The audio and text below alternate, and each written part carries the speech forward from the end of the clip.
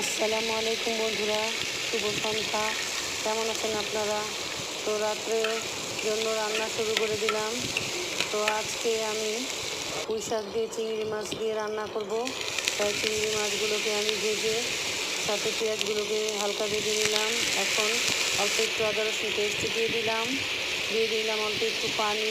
এখন পরিমাণ মতো হলুদ মরিচের গুঁড়া এবং পরিমাণ মতো লবণ দিয়ে মাছটাকে কিছুক্ষণ কষিয়ে নেব। তো আমার কষানো হয়ে গিয়েছে। এখন ধুয়ে রাখা পুঁই শাকগুলোকে আমি দিয়ে দিলাম। শাকগুলোকে দিয়ে আমি এখন কিছুক্ষণ নেড়ে চেড়ে দিব। এখন পরিমাণ মতো অল্প একটু পানি দিয়ে আমি শাকটাকে এভাবে 15 মিনিটের মতো রান্না করে নেব। তো আমার শাকটা প্রায় রান্না হয়ে গিয়েছে। এখন কাঁচামরিচ দিয়ে দিলাম। তো আমার পুঁই শাক রান্নাটা কেমন হলো কমেন্ট করে জানাবেন। সবাই ভালো থাকবেন, সুস্থ থাকবেন। আল্লাহ হাফেজ।